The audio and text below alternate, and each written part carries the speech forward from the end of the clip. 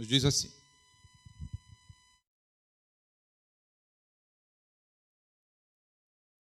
por esta causa me ponho de joelho diante do Pai, de quem tomo o nome toda a família, tanto no céu como sobre a terra, para que, segundo a riqueza da sua glória, vos conceda que sejais fortalecidos com poder, mediante o seu Espírito no homem interior. E assim habite Cristo no vosso coração pela fé, estando vós arraigados, alicerçados em amor, a fim de poderdes compreender com todos os santos qual é a largura e o comprimento e a altura e a profundidade, e conhecer o amor de Cristo, que excede todo entendimento, para que sejais tomados de toda a plenitude de Deus. Ora, aquele que é poderoso para fazer infinitamente mais do que tudo quanto pedimos ou pensamos, conforme o seu poder que opera em nós, a Ele seja a glória na igreja e em Cristo Jesus, por todas as gerações, para todos sempre. Amém. Amém. Vamos fazer uma pequena oração. Senhor, queremos te agradecer pela tua palavra, sobretudo pela tua palavra. Nós temos uma riqueza maior do que se possa imaginar de conteúdo. Nós somos superficiais. E a nossa mente está lotada de coisas superficiais.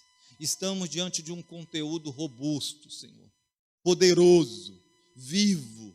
E pedimos agora, em nome de Jesus, que a despeito de nós, das nossas fraquezas, das nossas debilidades emocionais, físicas e espirituais, o Senhor possa romper as barreiras que existem em nós e que essa palavra possa ser compreendida por nós, que a tua palavra possa ser compreendida e que possamos acatá-la como a tua palavra. É a tua palavra, e a tua palavra, ela é a verdade, e que ela entre dentro de nós e provoque todas as mudanças que forem necessárias. Queremos ser corrigidos, queremos ser arguidos pela tua palavra, queremos ser, Senhor Deus, educados pela tua palavra. Em nome de Jesus, fala conosco pela ação poderosa do teu Espírito. Amém. Eu queria conversar com vocês sobre essa oração, que é uma oração que, para mim, muito bela, que o apóstolo Paulo fez, uma oração muito profunda, mais do que se possa imaginar. Eu estava orando em cima desse texto e pedindo essa revelação para que eu pudesse entender, esse nível de revelação. Paulo, quando faz essa oração, ele estava algemado e com a sua liberdade tolhida, e ele estava lá, impedido de viajar, de ir nas igrejas, de ir nas cidades, mas ele estava ali, ao mesmo tempo, orando e intercedendo pelas igrejas. Ele estava preso, colocado sobre algemas, mas ninguém poderia colocar algemas dentro dele. E ele clamou, e ele buscou. As pessoas poderiam ter impedido dele ir e pregar o evangelho, mas ninguém pôde impedi-lo de clamar a Deus e de falar com Deus. E eu quero dizer isso para você.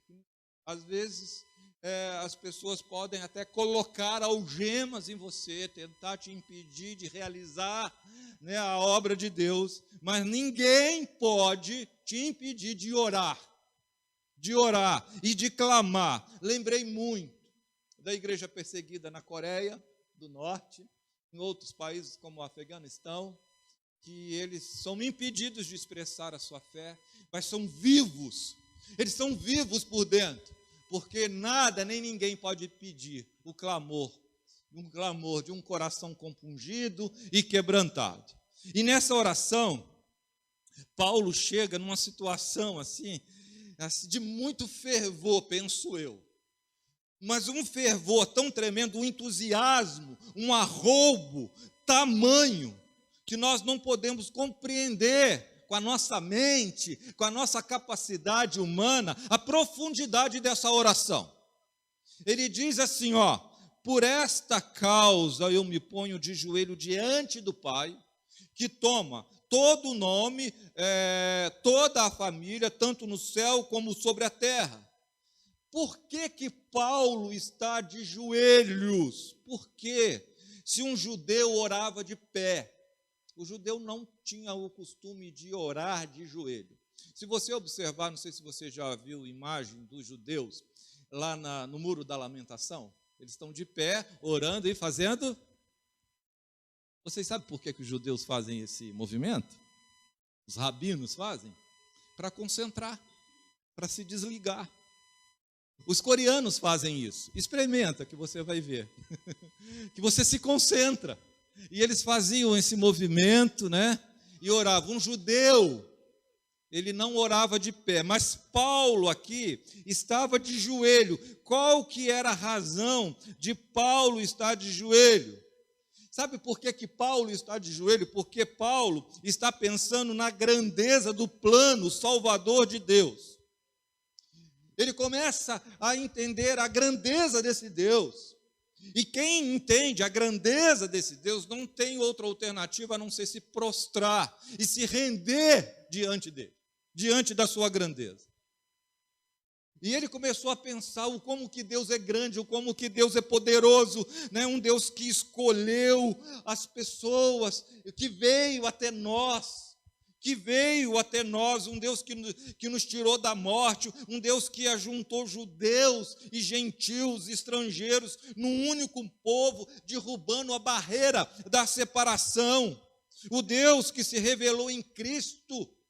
E Paulo começou a pensar nessas coisas, onde junta mulheres, não tinha mais separação entre mulheres, né, gentios e judeus, pessoas transformadas num único povo, numa única igreja viva e verdadeira.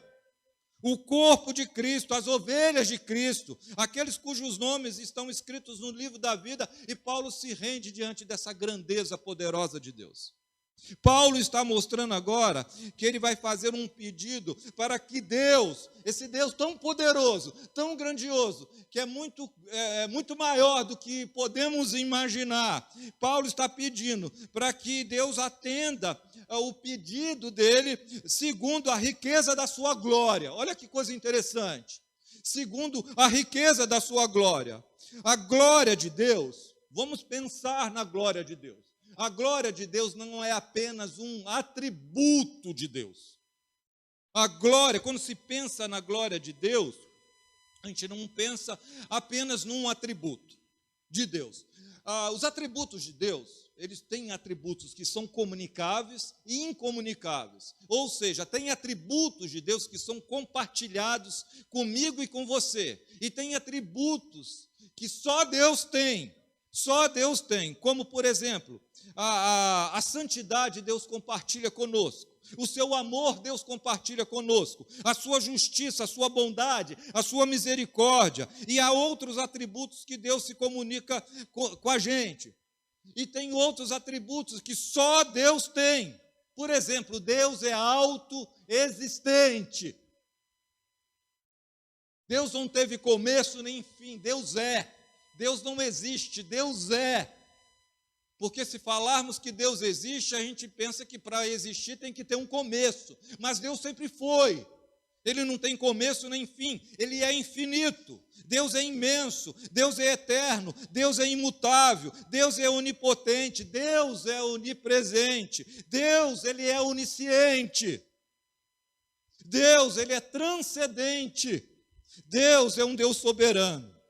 E a glória de Deus, quando Paulo pede para que a glória de Deus se manifeste na igreja, na vida das pessoas, a glória de Deus representa o quê? A somatória de todos esses atributos, é isso que ele está pedindo, para que Deus use tudo o que ele tem, tudo o que ele é, em resposta à sua oração.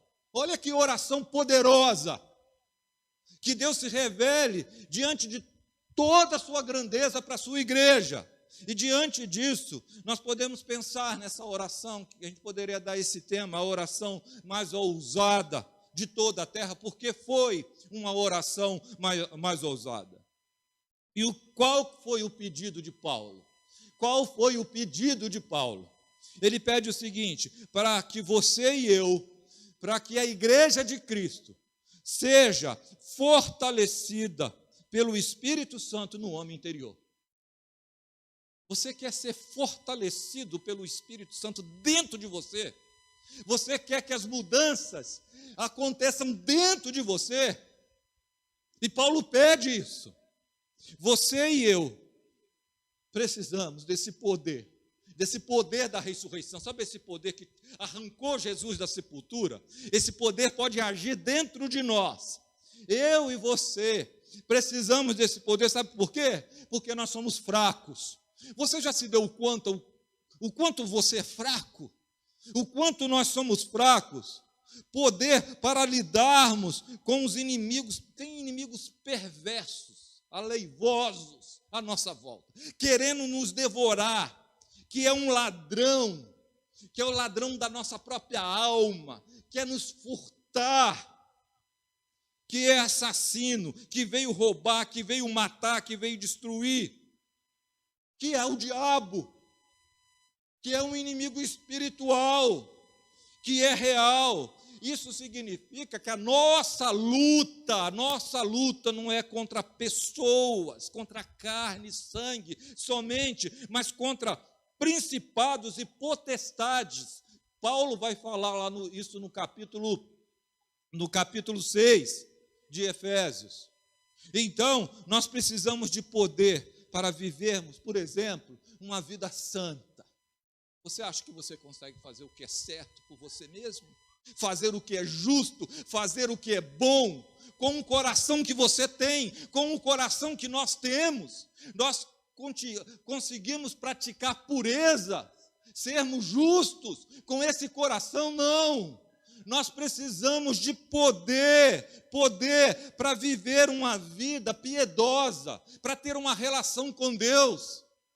Você acha que você consegue se relacionar com Deus na sua própria força? Você acha que você vem à reunião de oração movido por você mesmo, pela sua natureza? A sua natureza quer te levar a ficar voltado para si mesmo.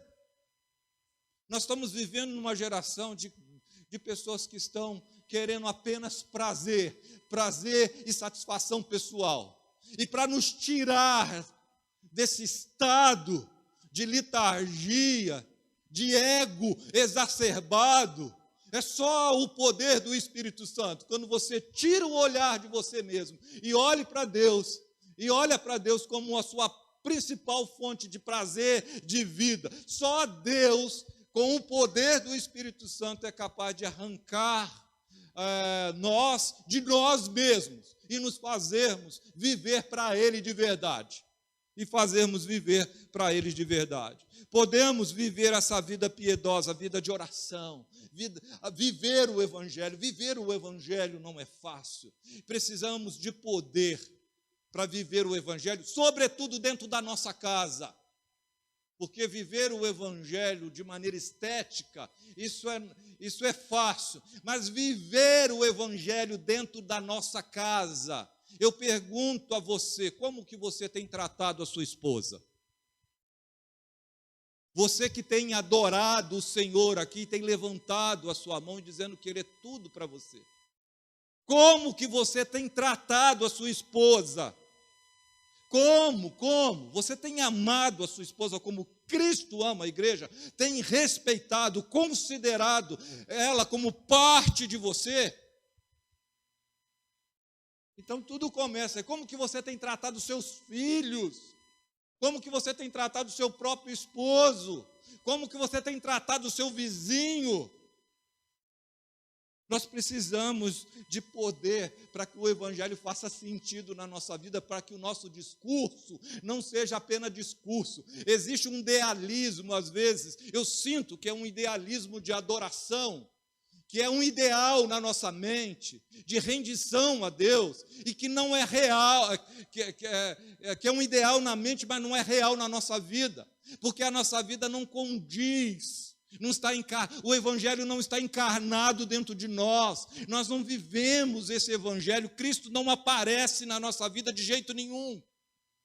e acreditamos em coisas, adoramos, nos reunimos para adorar, falamos em amor, por exemplo, e somos tão egoístas, não amamos nem aqueles que temos a obrigação ética para amar.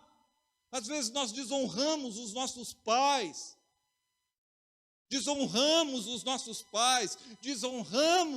né, o nosso cônjuge, o nosso semelhante, né? Nós não estamos sujeitos mais uns aos outros, cada um é muito dono de si, e a Bíblia nos pede para nos sujeitarmos uns aos outros. Somos antipatizados quando alguém não fala aquilo que a gente gosta, quando alguém não se comporta da maneira como a gente espera, a gente odeia, a gente hostiliza, a gente fala mal. E isso não é o Evangelho. Por isso que Paulo está pedindo, que todos os atributos de Deus, toda a manifestação de Deus, possa ser configurada naquela oração, para levantar a igreja para viver para Ele. Viver uma vida piedosa para perdoar. Tantos algozes temos aqui na nossa mente, no nosso coração. Poder para morrer para si mesmo. Não é fácil você negar a si mesmo. Nós estamos ensimesmados, tomando o nosso próprio pulso, vivendo para a gente mesmo. Por isso que nós estamos doentes. Nós nem queremos Deus, nós queremos nós mesmos. Apenas nos utilizamos de Deus quando a coisa aperta, quando perdemos o emprego, aí eu volto para Deus. Eu faço isso, como o Felipe acabou de falar. Deus não é Deus para a gente o tempo todo, né? Às vezes Deus só passa a ser Deus quando as coisas apertam para a gente. Uma relação, não de amor, mas por interesse. Você só consegue amar a Deus sendo o próprio Deus, se o Espírito Santo estiver dentro de você. Se o Espírito Santo te fortalecer de dentro para fora. E Paulo vai continuar aqui no texto dizendo o seguinte: e assim habite Cristo no vosso coração pela fé, estando vocês arraigados e alicerçados em amor. É necessário que nessa geração esfriada de amor, prevista por Jesus, que o amor das pessoas iriam se esfriar, isso aí é estarrecedor, porque a julgar pelo nosso comportamento, isso, já estamos vivendo isso. Infelizmente, as pessoas estão sem amor umas pelas outras. Não tem amor. E é necessário que o Senhor Jesus habite dentro do nosso coração de uma maneira plena. Estamos engolidos pelo nosso egoísmo, pelo materialismo, pela superficialidade. Porque a palavra habitar aqui é muito curiosa, quando ele fala para que Cristo habite no seu coração. Não é aquela habitação temporária, como a gente vai num hotel, né? E fica um tempo lá. Quando a gente visita alguém e tem um tempo determinado para ir embora. Não é como alguém de passagem. Significa que Jesus deve habitar no nosso coração, na nossa vida. Esse habitar, sabe o que é esse habitar? É Jesus fazer parte de todas, mas todas as áreas. Todas as áreas. Nós somos tão convenientes porque queremos Deus, mas queremos só um pouco de Deus. Só queremos que Ele governe a nossa vida num determinado ponto. Nós não queremos deixar que Cristo nos habite plenamente. Plenamente. Sabe o que é plenamente? Total. Nós temos uns lugares aqui dentro do nosso coração que estão reservados para nós mesmos, para nós vivermos do nosso próprio jeito, da nossa forma. O que Paulo está dizendo? Que Cristo tem que ser o dono lá da sua sala, do seu lazer, o dono do seu quarto, da sua intimidade, o dono do seu escritório, dos seus negócios. Ele tem que ser o dono da sua vida. E para isso, Paulo clamou para a manifestação dessa glória de Deus, que reúne todos os atributos poderosos de Deus para agir em nós, para nos quebrar, para nos dobrar. Como eu desejo ser quebrado. Como eu desejo ser quebrado. E como que eu desejo que essa igreja aqui seja quebrada. Para viver esse relacionamento de intimidade verdadeira com Deus. Não estética. Não estética. Não por religiosidade.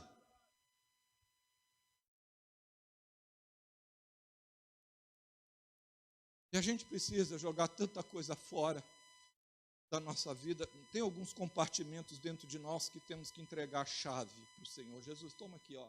Tem alguns lugares secretos lá dentro de mim. Tem alguns lugares secretos. Por favor, toma a chave, abre, vasculha, faz tudo. Eu não quero ser o dono mais da minha vida. Eu não quero ter pecado mais de estimação. Eu quero que o Senhor me esmague. Mas eu quero nascer de novo. Eu quero ser um novo homem, uma nova mulher. Eu quero que o Senhor seja o Senhor da minha vida. Eu não quero mais viver da minha maneira. Eu não quero mais viver da minha maneira. Tem raízes, dentro de nós que precisam ser arrancadas e precisamos estar arraigados em Cristo, alicerçados em Cristo, porque Ele é a rocha verdadeira. Ele é a rocha verdadeira. Quando Cristo domina a nossa vida, sabe o que acontece? Quando Cristo domina a nossa vida, nós amamos mais.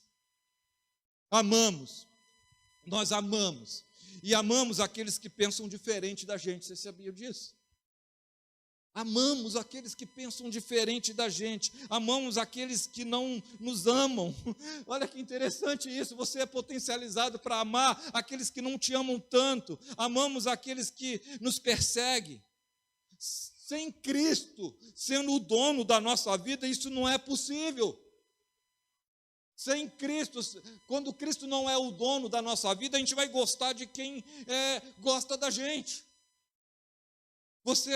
Nós vamos gostar e depois gostar de um e desgostar de outro, porque é isso que a gente faz. A gente gosta de um e desgosta de outro. Quando Cristo reina na nossa vida, o amor dele flui dentro de você.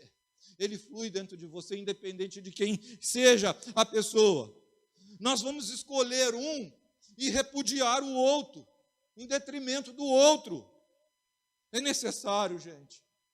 É necessário que Jesus habite aqui no nosso coração plenamente, no coração dessa igreja. Nós não estamos bem, viu? Nós não estamos bem.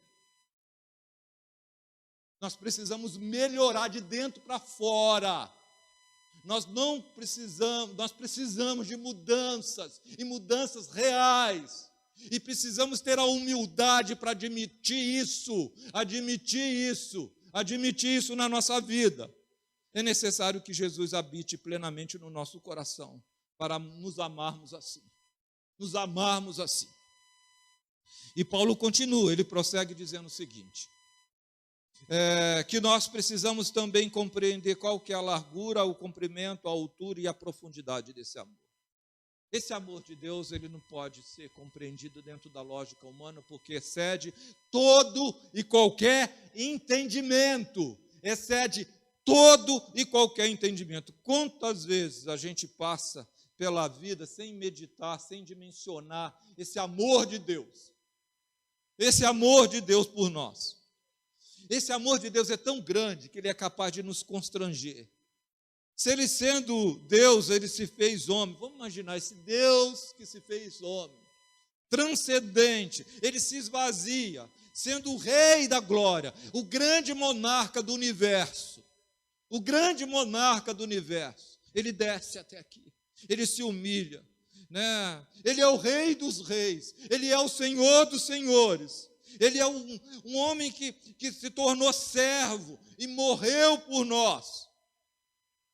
E não levou em conta a vergonha da cruz, mas ele foi lá resoluto, com determinação, com alegria, caminhou para a cruz, como um rei caminha para a sua coração. Isso foi por amor. Isso não constrange a gente? Isso não constrange você? Isso tem que constranger você a viver para Cristo a cada dia, a viver para Ele, a ser dele.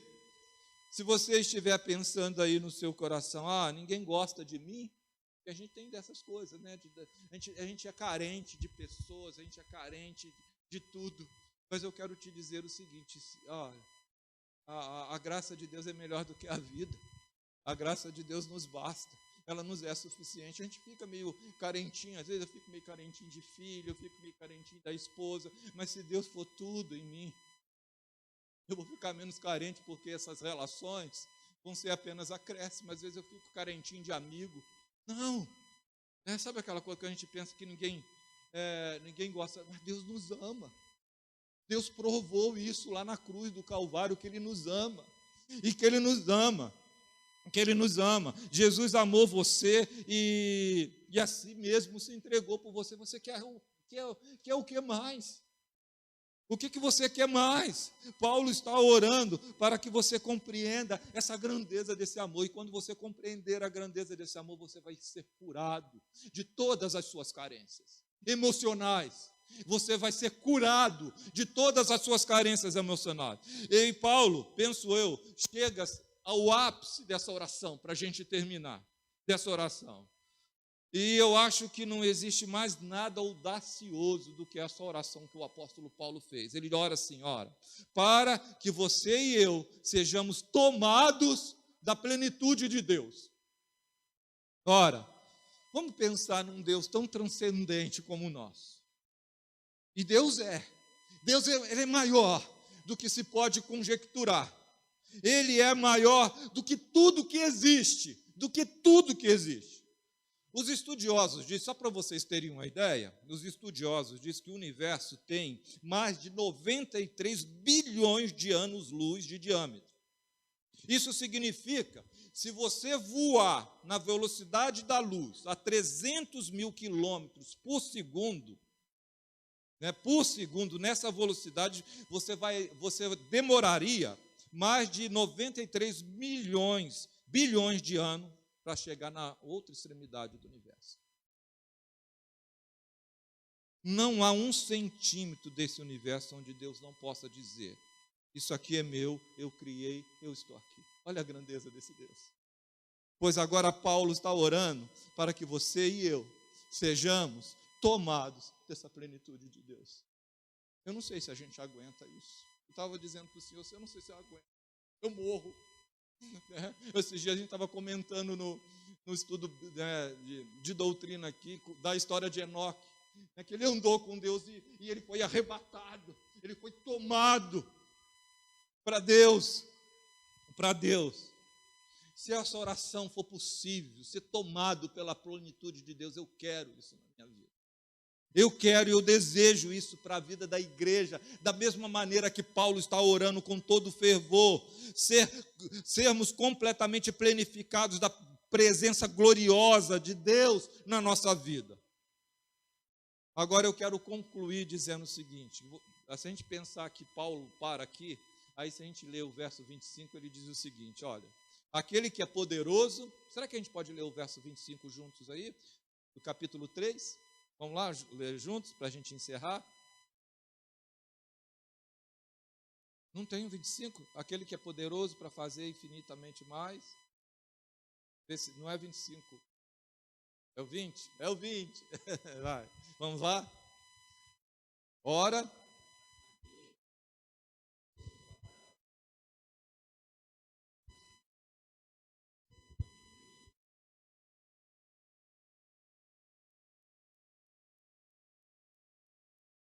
Amém.